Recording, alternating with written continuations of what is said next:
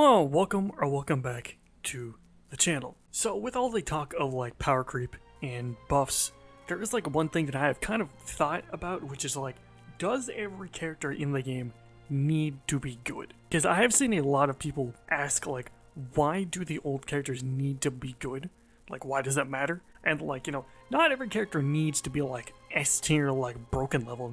Not every character needs to be like casters or something, But like, you will always have characters that are better or worse than others. That is just an inevitability. But I do think that every character should have like two things.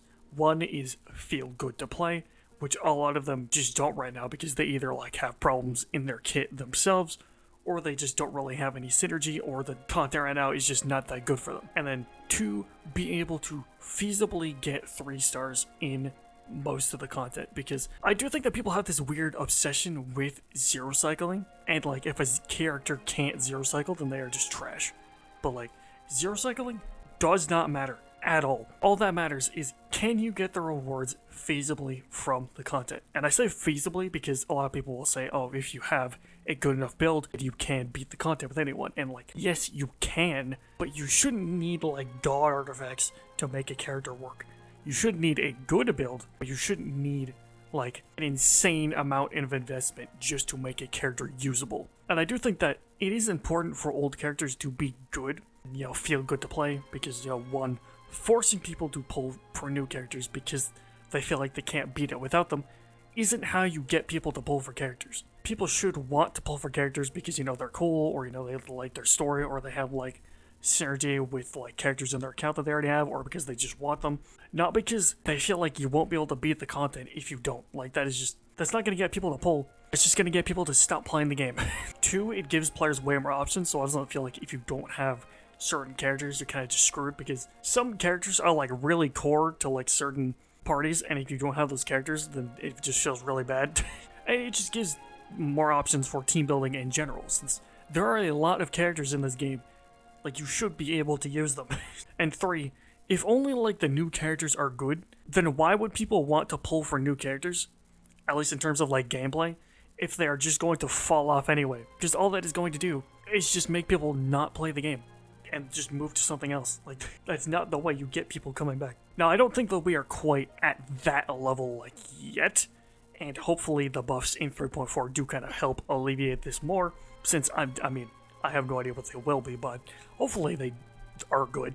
And, I do think that they will help most of them, depending on what the buffs actually are. Like, I could see Civil Wolf being, like, really good depending on, what they do, especially with, like, Acheron. Blade and Genialia will probably be, like, better than they are right now, but I don't really see them being as good as, like, the current DPSs, unless their numbers are just, like, insane, which, they don't need to be, like, as good as the new ones, they just need to be better than they are now. And Kafka, I'll be honest, I just don't think that her buffs will do that much. She will probably be better, but I don't think it will really change how Dot is right now, because she is already mostly fine as she is. The problem with Dot is that it just has barely any good support.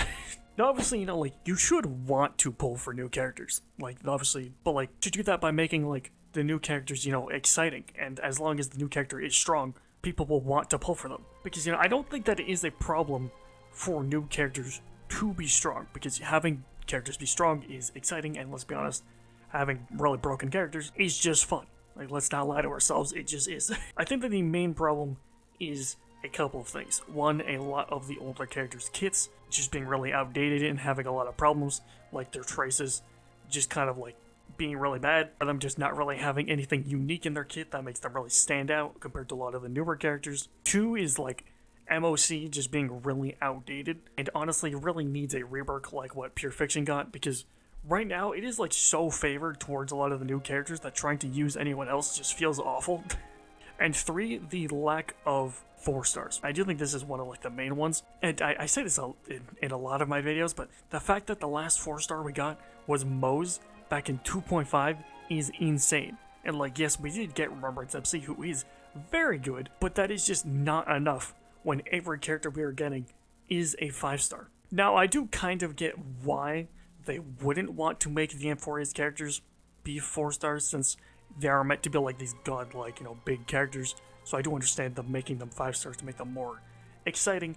And also, a lot of the time, when a character is a 4-star, people complain that they are a 4-star. Like with Gallagher and Mose, I saw so many people complaining, being like, why are they a 4-star? So it's like, there is no winning, like, no matter what. So I do get it. That doesn't really mean that I agree with it, though. But, like, the game really could use more 4-stars. Like, the fact that Preservation still only has March as the 4-star is insane. But, like, if they want to only do 5-stars, I think that there is 2 things that they can do. One is give us more rewards so that it is easier for people to be able to get the 5-stars, so they can just have more characters. Or, like, make more alternate forms, like Hunt March in place of normal 4-stars to kind of fill that gap. Now, this wouldn't really solve the problem of, like, the 4-stars on the actual banners, because obviously it's a different form, so it wouldn't be on the banner. I do think it's, like, a good alternative, since a lot of the alternate forms we have gotten have been very good, and also just buffing a lot of the older 4-stars could also help.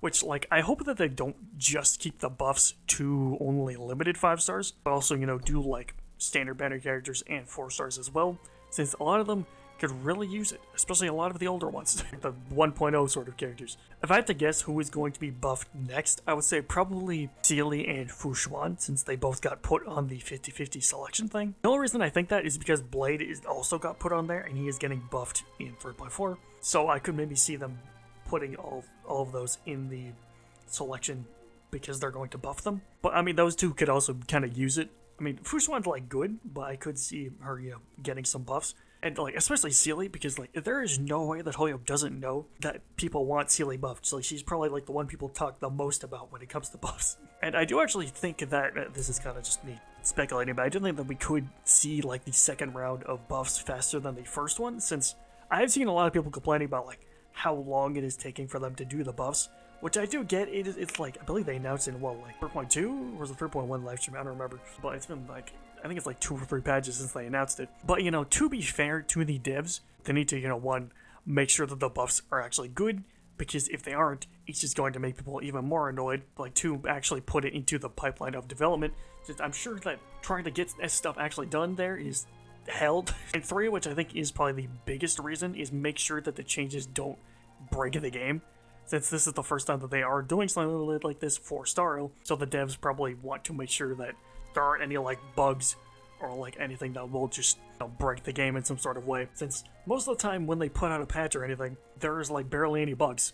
They probably want to keep that sort of consistency, and I doubt that they want something like what happened with the Aventurine bug before, like, 3.0 to happen again. So they are probably going to be, like, you know, taking their time with the first round of buffs to make sure that they actually do it right and figure out what sort of way they want to do it, and then they'll probably come out, like, faster. Probably not, like, a patch later, but, like, maybe, like, 2 patches later, once we get, you know, more, assuming that we do get more, which hopefully we do. At the end of the day, you know, like, Starro will never be, like, truly balanced. Like, none of these games will.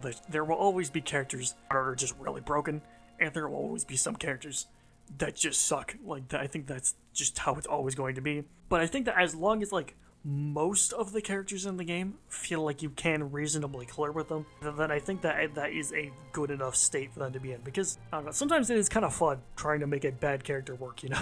But I don't know, what do you guys think? Let me know in the comments below. Like, subscribe, and I will see you in the next one.